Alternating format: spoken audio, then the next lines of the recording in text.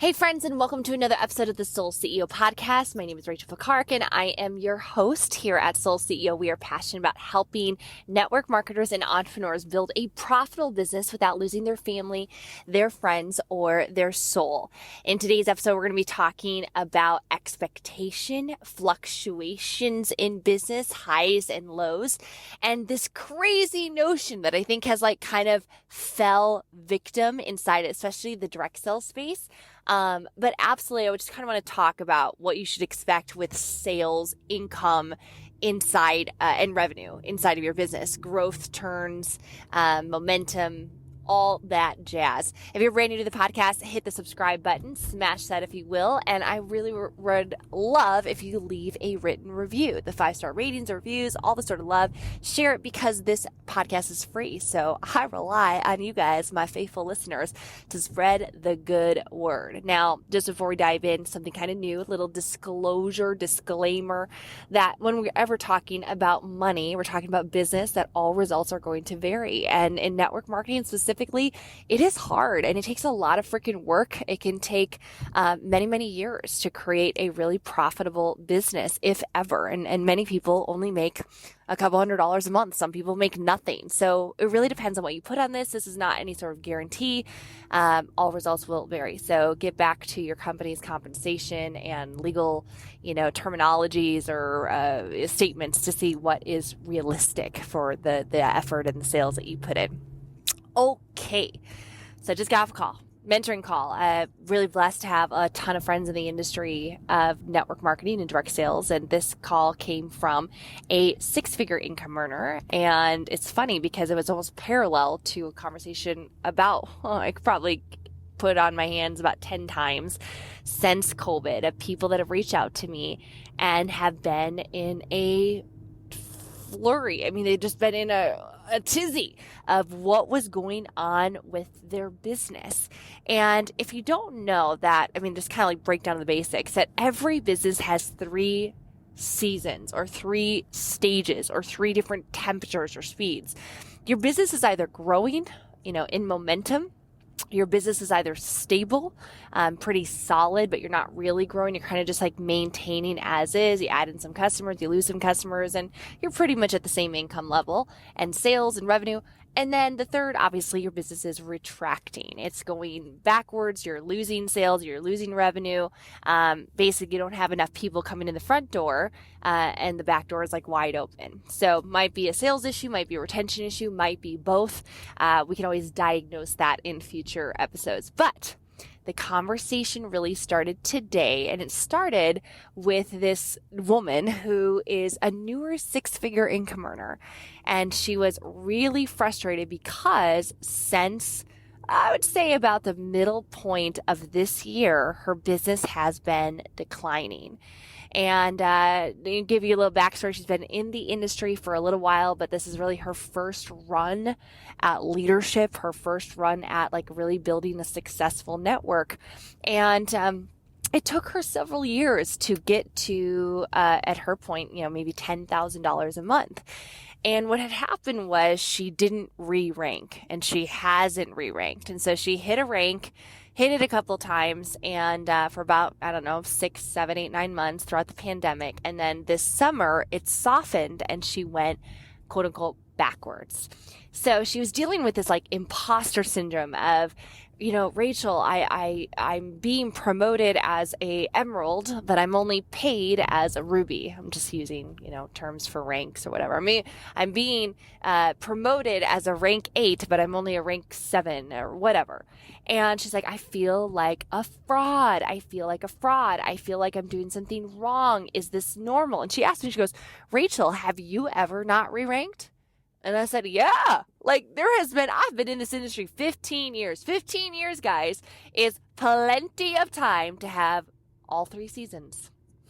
15 years. Yeah, I had growth seasons, I've had stable seasons, and I've had retraction seasons. I've had loss seasons. I've had, I went through pretty much a business failure. That's a little dramatic, but I went through a season where I lost in a matter of a few short years 90% of my distributor force, and 99% of my customers were no longer on the products.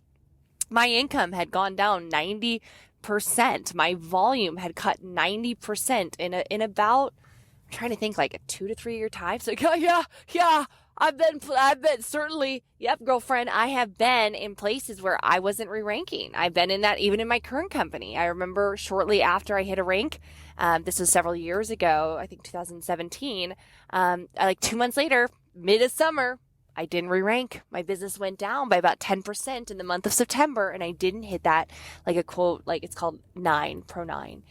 And it sucks, right? It sucks. But I kind of had this conversation. I said, where were you taught, or who told you that once you hit something, that it's always going to be there, that it's always going to be that way? It's always, it's always going to go up. Who told you that? And I think that we have to be careful because we don't want to deny reality. We don't want to diagnose and say, oh, there's no problem. We're putting our head in the sand and there's not an issue with culture or sales or retention or anything like that.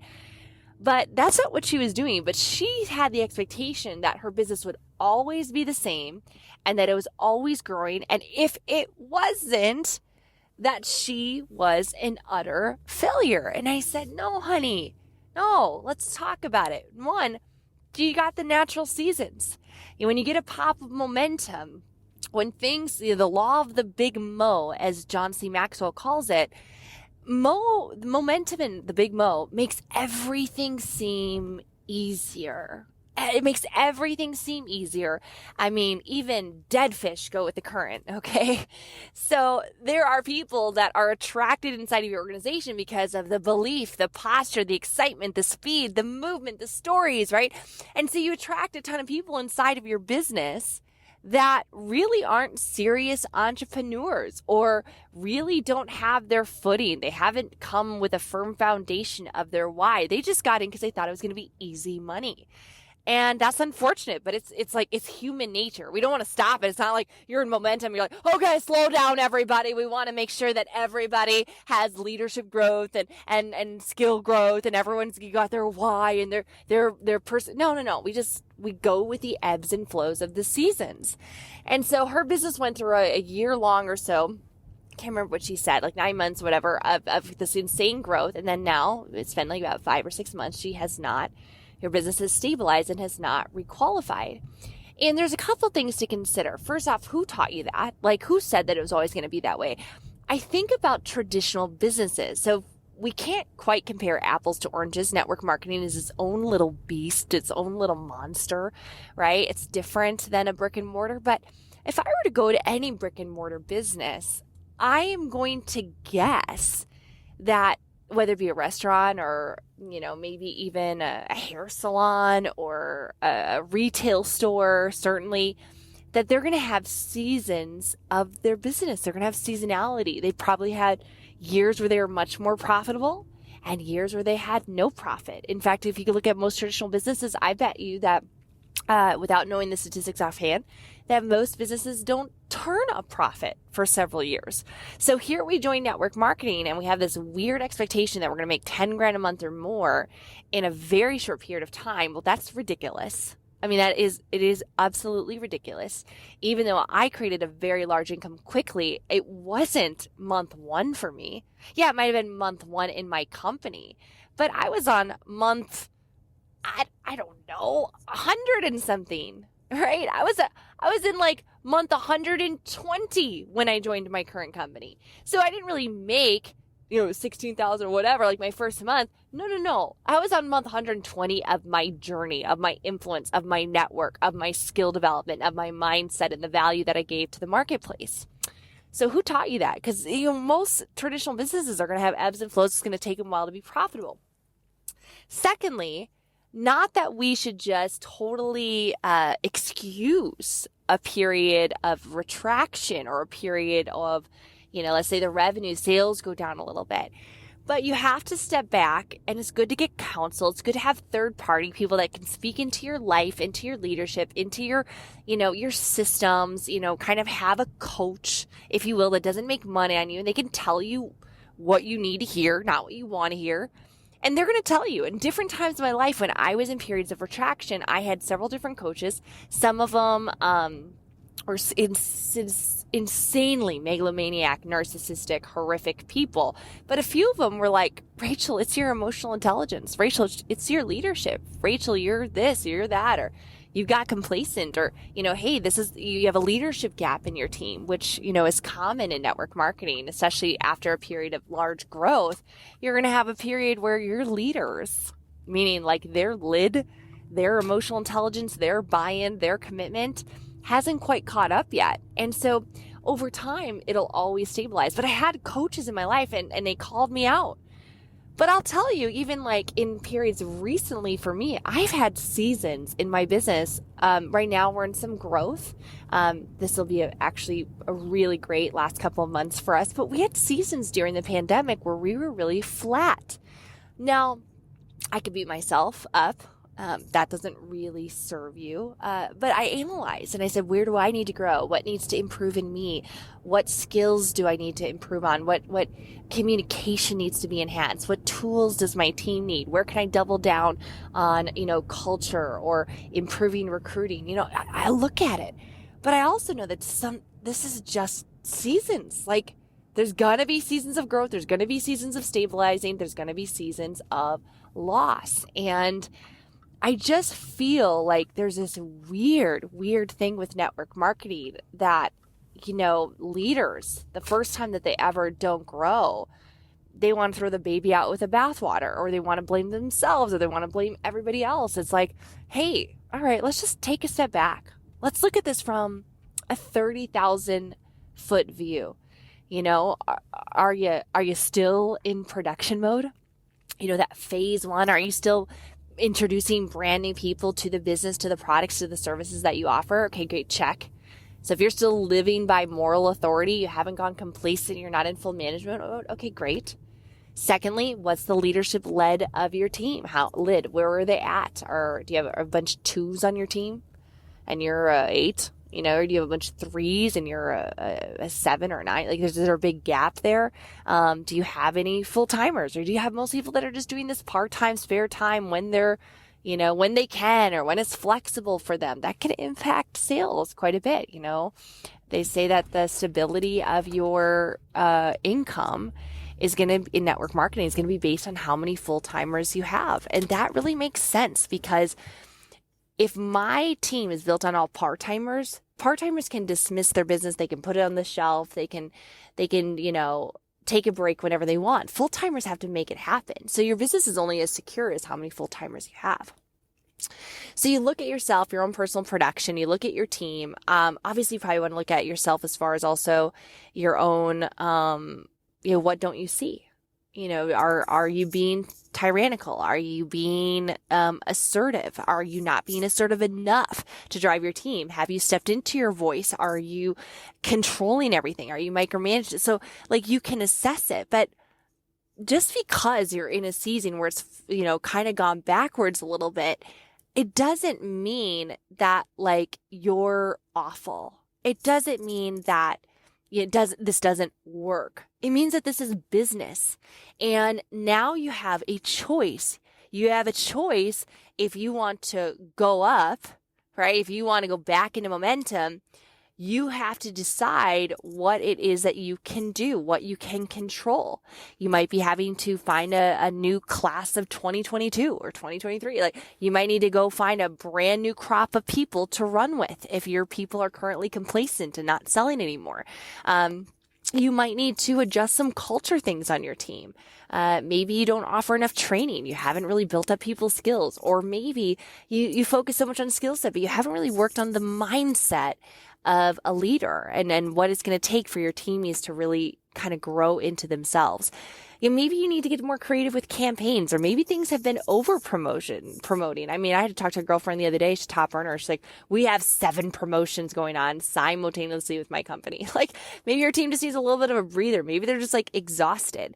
And so you've got to step back. And I just want to encourage you guys today that if you're in a season of where things have retracted a little bit, if you're not re-ranking, I want you to know, number one, it's common. It happens. you can fix it. It's not the time to blame. It's not the time to cower. It's not the time to say, hey, I knew I'd never be really good at this. It's like, no. Okay, this happens.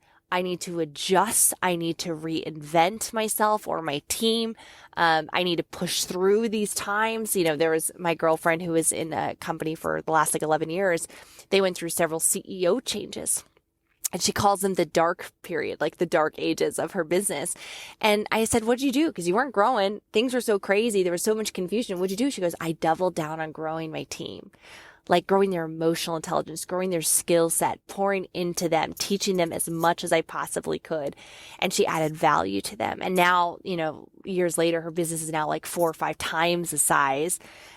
She's a multiple 7-figure a year earner, and she's got a business of so many leaders underneath her that they work in spite of her, despite of her, really. And so if you're wondering, if this happens to top leaders, yeah, it does. Is it acceptable? No, we don't want to go backwards. I mean, really, we don't want to get to that point, but it's going to happen. And it doesn't mean you should quit. It doesn't mean that you should go to a new company necessarily. I mean, wherever you go is where you're going to be. So you might be in a season of retraction right now, and your instinct might be, hey, I'm going to go to a new company. Guess what? You're going to do the same dang thing there. And in 12 months, 18 months, 36 months, I don't know, you're going to find another season of what? Retraction. You're not going to be it's not just going to a new company. It's not just going to fix all your woes. The same thing with going to a new relationship. If you bring the same baggage or the same emotional intelligence or the same emotional issues, you're going to project that into your new life, your new home, your new relationship. So I hope that this blesses you here today. And if you've been in this industry long enough, I'm sure you're probably saying, amen, yes, preach. For me, just sharing this with this woman she felt so much better. And I thought, you know what? There's probably a soul CEO out there that needs to hear this. So love you guys. Appreciate you. Make sure you subscribe, leave a rating, and of course, share this to Instagram, tag me at Soul CEO, or share it on Facebook and tag me at Rachel Fakark. I would love to connect with you on social. Talk soon.